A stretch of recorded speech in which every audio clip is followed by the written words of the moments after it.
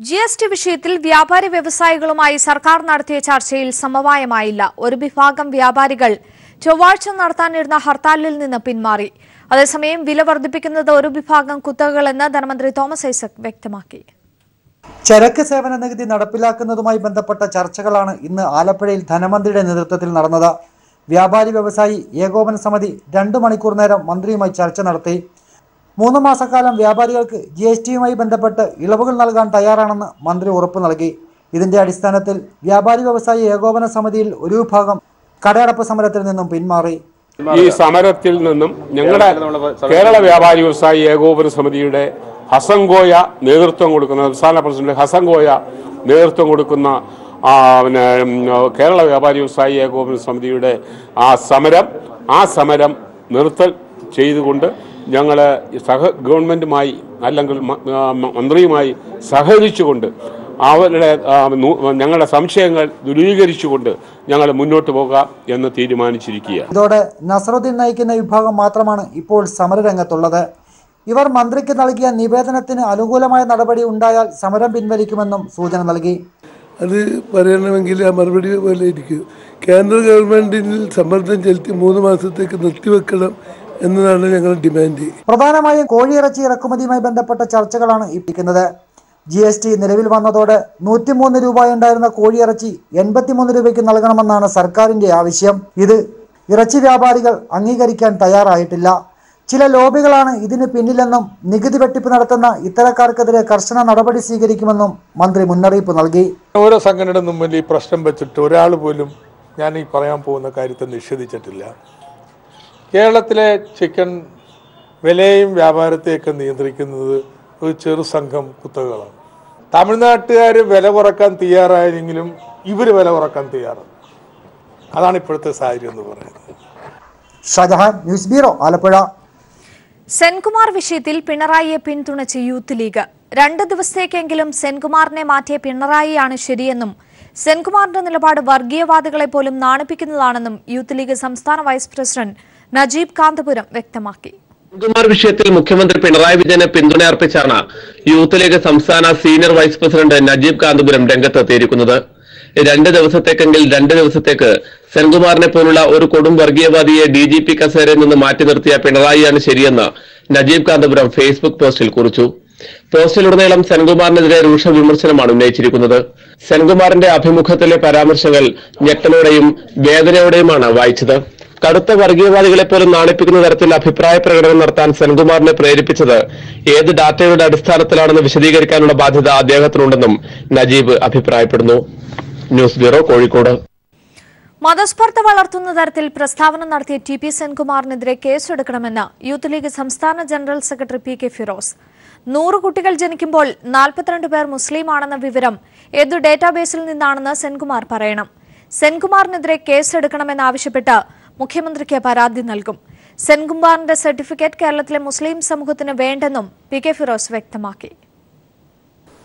മതസ്പർദ്ധ വളർത്തുന്ന തരത്തിൽ പ്രസ്താവന നടത്തിയതിന് മുൻ DGP സെൻകുമാറിനെതിരെ IPC 153A പ്രകാരം കേസെടുക്കണമെന്ന് മുസ്ലിം യൂത്ത് ലീഗ് ആവശ്യപ്പെടുകയാണ്. സെൻകുമാറിനെതിരെ കേസെടുക്കണം എന്നാവശ്യപ്പെട്ടുകൊണ്ട് നാളെ യൂത്ത് ലീഗ് DGPക്ക് പരാതി നൽകും. അദ്ദേഹം പോലീസിലെ പദവികളിൽ ഇരിക്കുന്ന സമയത്തൊക്കെ അദ്ദേഹം എടുത്ത നടപടികളിൽ ഏതെങ്കിലും വ്യക്തികളെ തീവ്രവാദികളാക്കി ചിത്രീകരിച്ച് ജയിലിലടക്കാൻ അദ്ദേഹത്തിന് നടപടികൾ കാരണമായിട്ടുണ്ടോ എന്നതിനെ സംബന്ധിച്ചും അന്വേഷിക്കാൻ ഈ ഗവൺമെന്റ് തയ്യാറാകണം. താൻ പറഞ്ഞതെല്ലാം ശരിയാണെന്ന് TP സെൻകുമാർ. ജന്മഭൂമി പരിപാടിക്കെത്തിയപ്പോൾ ചിലരുടെ നെറ്റി ചുളിഞ്ഞു. ആ നെറ്റുകൾ ചുളിഞ്ഞു തന്നെ ഇരിക്കട്ടെ എന്നും സെൻകുമാർ വ്യക്തമാക്കി.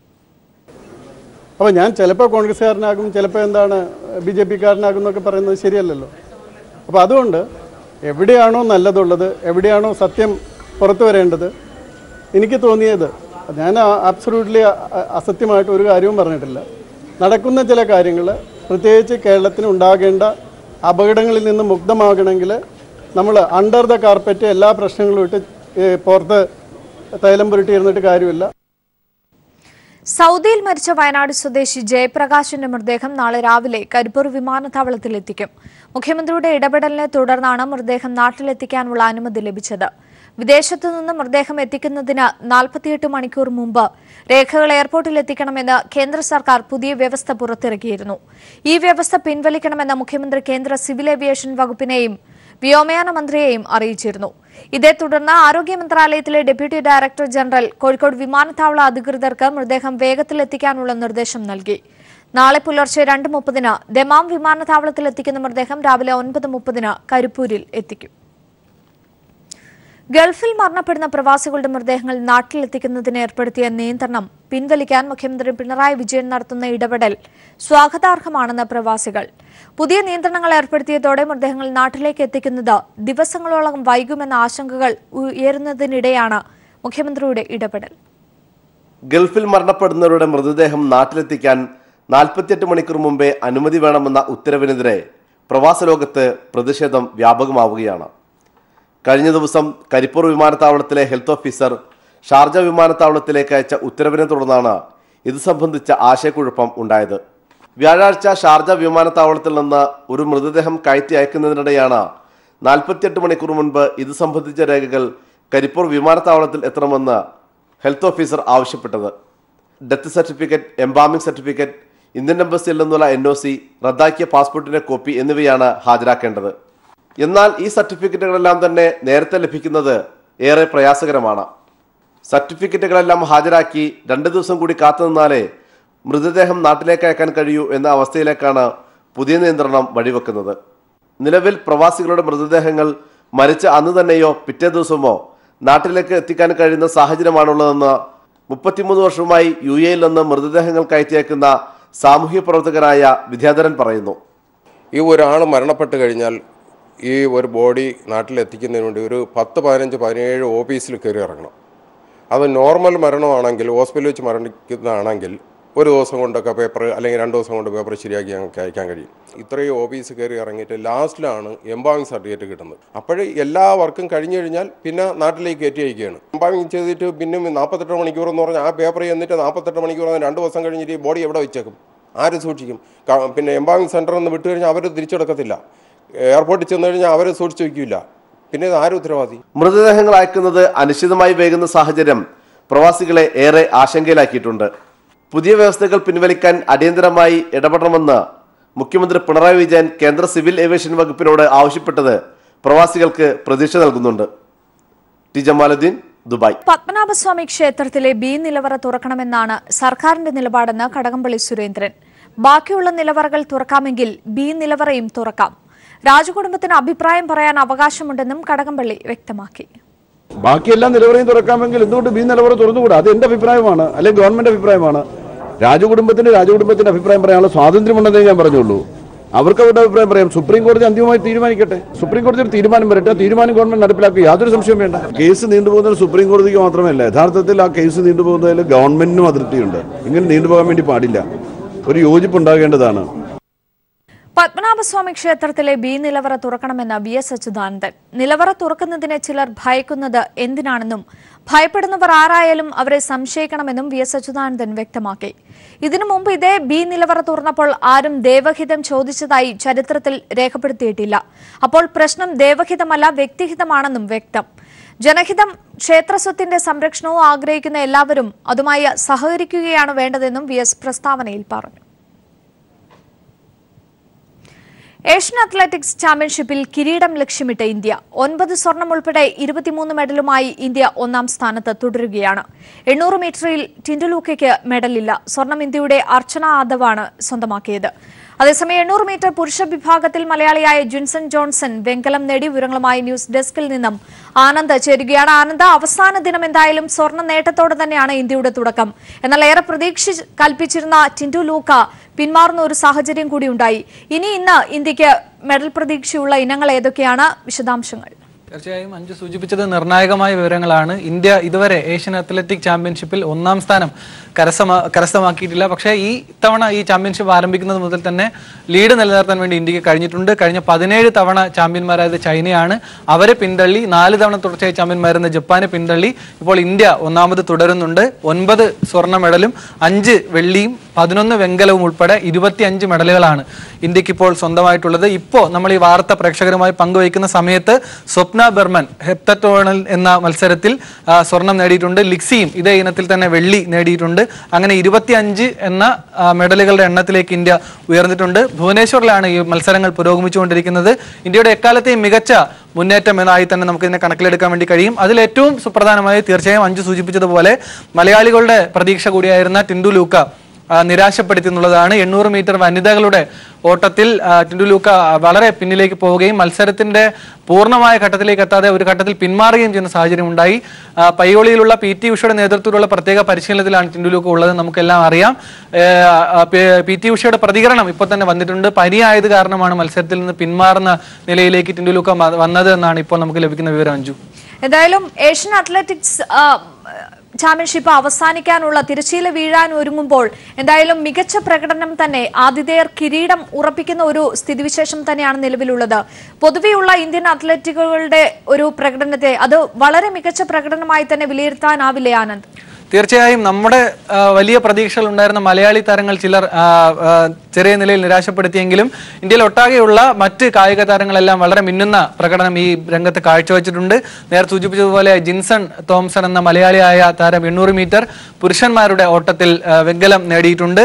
അതുപോലെ നേരത്തെ സൂചിപ്പിച്ചതുപോലെ ആവർത്തിക്കുകയാണ്, സ്വപ്ന ബർമൻ ഏറ്റവും ഒടുവിൽ നമ്മൾ ഈ വാർത്താ പ്രേക്ഷകരോട് പങ്കുവയ്ക്കുന്ന ആ സെക്കൻഡിൽ ഗോൾഡ് മെഡൽ നേടിയിട്ടുണ്ട്. ഹെപ്റ്റാത്തലൺ എന്ന മത്സര വിഭാഗത്തിൽ ലിക്സി വെള്ളി മെഡൽ നേടിയിട്ടുണ്ട്. ഇങ്ങനെ നേരത്തെ പറഞ്ഞതുപോലെ ചൈന 17 തവണയും ജപ്പാൻ 4 തവണയും തുടർച്ചയായി അവരുടെ മേധാവിത്വം സ്ഥാപിക്കപ്പെട്ടിരുന്ന ഏഷ്യൻ അത്ലറ്റിക് ചാമ്പ്യൻഷിപ്പിൽ ഇന്ത്യ നിർണായകമായ ഒരു സ്ഥാനം കരസ്ഥമാക്കാനുള്ള സാധ്യതകളെ ഇനി തള്ളിക്കളയാൻ കഴിയില്ല.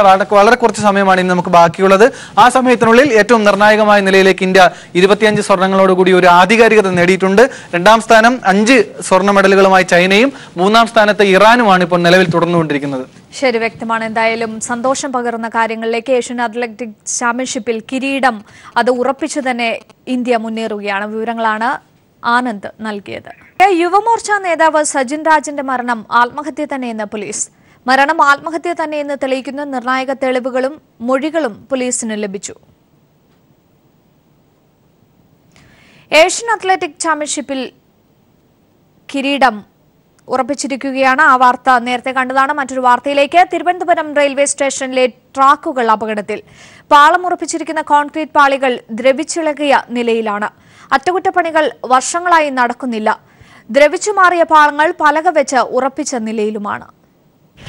ദിവസവും 10,000-കണക്കിന് യാത്രക്കാർ വന്നുപോകുന്ന ഇന്ത്യയിലെ തന്നെ പ്രധാനപ്പെട്ട റെയിൽവേ സ്റ്റേഷനുകളിലൊന്നായ തിരുവനന്തപുരം റെയിൽവേ സ്റ്റേഷനിൽ മനുഷ്യജീവനുകൾക്ക് പുല്ലുവില കൽപ്പിക്കുന്ന കാഴ്ചകളാണ് ഞങ്ങൾ കണ്ടത്. റെയിൽവേ പാളങ്ങൾ ഉറപ്പിച്ചിരിക്കുന്ന കോൺക്രീറ്റ് പാളികൾ തകർന്ന തുരുമ്പ് പിടിച്ച കമ്പികൾ പുറത്തു കാണാവുന്ന അവസ്ഥ. പാളങ്ങൾ ഉറപ്പിച്ച കോൺക്രീറ്റ് പാളികൾ തകർന്ന സ്ഥലങ്ങളിൽ തടിക്കഷ്ണങ്ങൾ ഉപയോഗിച്ച് ഉറപ്പിച്ചു നിർത്തിയിരിക്കുന്ന നിലയിൽ. റെയിൽവേയെ വിശ്വസിച്ച് ചീറിപ്പായുന്ന ട്രെയിനുകളിൽ യാത്ര ചെയ്യുന്ന ആയിരക്കണക്കിന് മനുഷ്യജീവനുകൾക്ക് പുല്ലുവില കൽപ്പിക്കുകയാണ് റെയിൽവേ അധികൃതർ.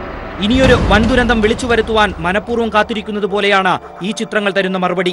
ഡിവിഷണൽ മാനേജറുടെ മൂക്കിന് താഴെ ഇത്രയും മനുഷ്യജീവൻ വെച്ച് കളിക്കുന്ന, മനുഷ്യജീവൻ വെച്ച് കുരുതി ആടുന്ന ഒരു രംഗമാണ് ഇത്. വളരെയധികം വിഷമിപ്പിക്കുന്നതും ഞെട്ടൽ ഉണ്ടാക്കിയതുമായ ഒരു സംഭവമാണ്. ഒരു റെയിൽവേ സ്റ്റേഷനിലെ ട്രാക്കുകളുടെ അവസ്ഥ ഇതാണെങ്കിൽ വിവിധ പ്രദേശങ്ങളിലൂടെ കടന്നുപോകുന്ന റെയിൽവേ ട്രാക്കുകളെ കുറിച്ച് പറയേണ്ടതില്ലല്ലോ. എന്നാൽ ഞങ്ങൾ റെയിൽവേ അധികൃതരെ സമീപിച്ചെങ്കിലും ഇത്തരത്തിലൊരു പ്രശ്നവുമില്ലെന്നായിരുന്നു ആദ്യ മറുപടി. പക്ഷേ ചിത്രങ്ങളടക്കം വിസ്തരിച്ചപ്പോൾ അല്പമെന്ന് പരിങ്ങിയെങ്കിലും അറ്റകുറ്റപ്പണികൾ നടക്കുന്നുണ്ടെന്നായിരുന്നു മറുപടി. സ്റ്റേഷനുകളായതുകൊണ്ട് ട്രെയിനുകൾ വേഗത കുറച്ചായിരിക്കും എത്തുക. അതിനാൽ അപകടങ്ങളൊന്നും ഉണ്ടാകില്ലെന്ന് പറഞ്ഞ് ഞങ്ങളെ ഒഴിവാക്കുകയായിരുന്നു അവർ. എന്നാൽ റെയിൽവേ അധികൃതരോട് ഞങ്ങൾക്ക് പറയാനുള്ളത് ഇത്രമാത്രം: ഇവിടെ സഞ്ചരിച്ചെത്തുന്നവരുടെയും ട്രെയിൻ കാത്തു നിൽക്കുന്നവരുടെയും ജീവൻ നിങ്ങളുടെ കയ്യിലാണ്. അതിനാൽ വലിയൊരു അപകടത്തിനായി കാത്തിരിക്കരുത്. ദുരന്തങ്ങൾക്ക് ശേഷമുള്ള രക്ഷാപ്രവർത്തനത്തെക്കുറിച്ചല്ല, മറിച്ച് ദുരന്തങ്ങൾ ഉണ്ടാകുന്നതിന് മുമ്പുള്ള മുൻകരുതലുകളെക്കുറിച്ചാണ് അധികാരികൾ ശ്രദ്ധിക്കേണ്ടത്. ക്യാമറാമാൻ അജിത് കാരോടിനൊപ്പം റിനു ശ്രീധർ, പീപ്പിൾ TV. തിരുവനന്തപുരം വേളിയിൽ പിതാവ് വെട്ടിക്കൊലപ്പെടുത്തിയ മക്കളുടെ മൃതദേഹങ്ങൾ സംസ്കരിച്ചു. ആത്മഹത്യ ചെയ്ത പിതാവ് ഷിബിയുടെ ശരീരാവശിഷ്ടങ്ങൾ മുഴുവൻ ലഭിച്ച ശേഷം പോസ്റ്റ്മോർട്ടം ചെയ്താൽ മതിയെന്നാണ് ധാരണ. കണ്ണമുല്ലയിലെ വീട്ടിൽ പൊതുദർശനത്തിന് വെച്ച ശേഷമാണ് കുട്ടികളെ വിതുരയിലെ പള്ളിയിൽ സംസ്കരിച്ചത്. ആറ്റുനോറ്റു വളർത്തിയ അരുമക്കിടാങ്ങളുടെ മൃതദേഹത്തിനു മുന്നിൽ അലമുറയിട്ട് കരയുന്നൊരമ്മ. എന്തു പറഞ്ഞാശ്വസിപ്പിക്കുമെന്നറിയാതെ ചുറ്റും കൂടി നിൽക്കുന്ന ഒരു പറ്റം മനുഷ്യർ. തിരുവനന്തപുരം വേളിയിൽ പിതാവ് വെട്ടിക്കൊലപ്പെടുത്തിയ മക്കളുടെ സംസ്കാര ചടങ്ങുകൾ ഏത് കഠിന ഹൃദയന്റെയും കണ്ണു നനപ്പിക്കുന്ന അനുഭവമായിരുന്നു.